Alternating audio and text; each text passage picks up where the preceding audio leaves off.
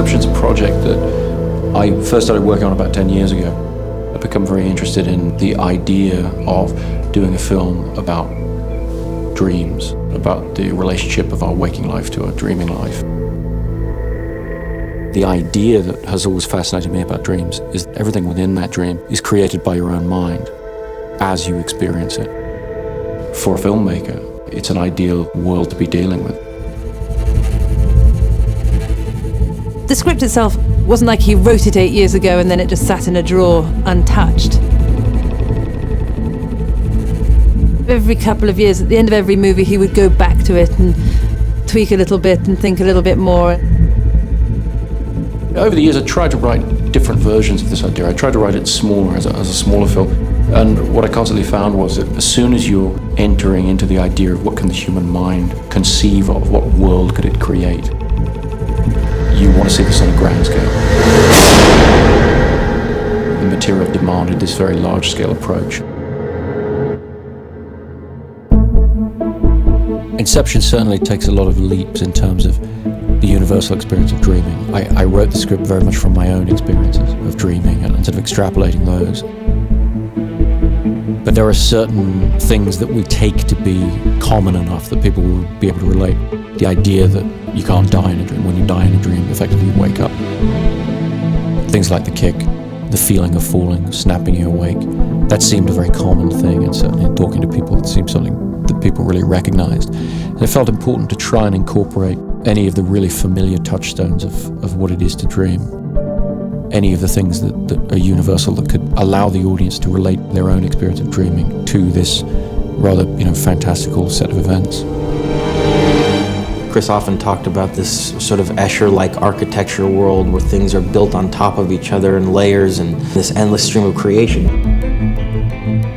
So in that respect, from a character standpoint and working with him, was to say, look, if all these dream states are real to him, we have to treat them emotionally that way. In other words, everything needs to be emotionally charged. There were quite a few similarities in terms of what the filmmaking process is and what the characters and what the team of characters is doing in the film itself.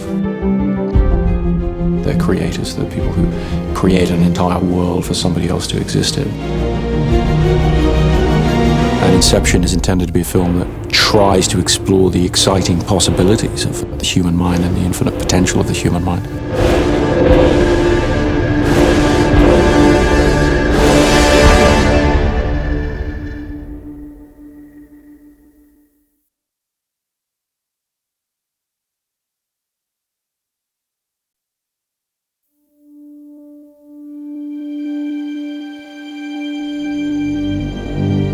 Japanese architecture has such a unique look to it and such a wonderful use of colour. So for me it was about creating a castle that was sort of somewhere between the 15th and 16th century that had then been inhabited by a modern man. And I had found some examples in Japan of traditional Japanese architecture that had been recreated as brand new, with all the varnish in place and with modern lighting. Chris saw that and thought, oh, this is just weird, it's strange, I really like it. And that's where we started. The castle set was interesting because part of the dream becomes this earthquake. So, normally if you were doing an earthquake set, you'd build it onto some sort of rig that would shake it, so you would get all those movements. Because of the size of this set, it wasn't feasible to do that. Wally Pfister, my director of photography, is a tremendous creative ally in terms of how the story is going to unfold visually. We looked at a lot of different earthquake devices, camera devices for shaking the camera, but really when you would test them they all looked a little mechanical, and so all of the shaking and shuddering effects for the earthquake are actually done in the old-fashioned way, just by shaking the camera. We combined that with a lot of Chris Corbold, our special effects supervisor, his expertise in destruction. We always had to keep in the back of our minds that there was an earthquake going on, so all the way throughout we were pulling over statues, pulling over vases, bits of dressing. We were able to get up above and put big drop boxes, which when we pressed the button it would open up some trapdoors and out lots of lightweight debris. We pre-tested everything, so we knew it was safe to put Leo in there. We had him running through soft debris, dropping on him, and beams were dropping beside him, and glass blowing behind him. And because Leo is very focused, you know that when you said you need to be here, he is there in that position. From A to B, he does exactly what you choreograph, which makes it very easy to put the effects around him. The flood in the Japanese castle really challenged Chris Corbould to put this on film for real in a massive way so that we could really put the performers in the middle of an extremely powerful event. Chris had a plan to have these big metal shipping containers full of water, which is the traditional dump tank method of doing this kind of scene. But it became immediately apparent as we looked at the way the stunt would work that we wouldn't be able to have, certainly wouldn't be able to the actors anywhere near it, let alone really even a stunt performer. What Chris and his guys came up with for this film was this extremely clever method of using air cannons. Flooding was achieved by a series of 200-gallon pressurised containers, which we hit sequentially, and because they were coming from about 20 foot up high through windows, it sort of created like this big wave coming towards camera. You started dealing with, 200 gallons of water is a lot of weight. So we were pressurising it to 150 pounds per square inch, more high pressure water coming into the room. We wanted more of an atomised look rather than the traditional big dump of water, as it were. It's those shots you have to get right first time. It's a lot of setup. If you don't get it right first time, then you're into a big redress, because you've got 3,000-4,000 gallons of water now on the set.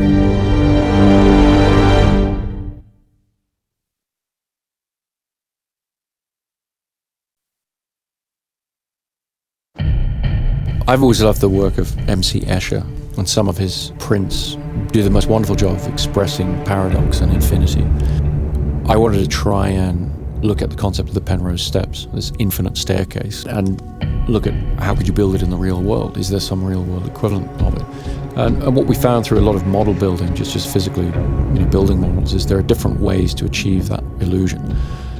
They're all cheats, obviously. This isn't something that can exist in the real world. And so, I devised a sequence whereby you would present it from one angle, the angle of optical illusion, where it works. Chris had already done some research and had decided how he wanted these Penrose steps to be. His first question to me is, can you build a Penrose step that actually works? And I said, well, of course you can. But actually, it's almost impossible. We'd fitted the set into a location which was sort of a disused games company facility that was sort of constructed of steel and glass, one of those typical modern, beautiful buildings. And we'd designed this staircase in the same wood as the stairs that they had at this facility. So it almost looked like it was part of the environment. These steps have to be built in such a way that when you view them from the one angle, the topmost level of the staircase lines up with the bottommost level of the staircase.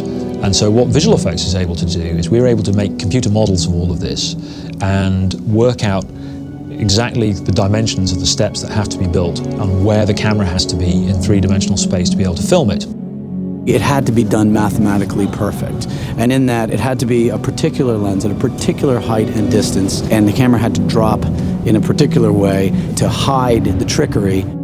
The visual effects only real requirement on them was to remove the rig which supported the staircase, because the structure would have been probably a little dangerous had they not had a rig on it. It's visually quite dramatic and very carefully thought out.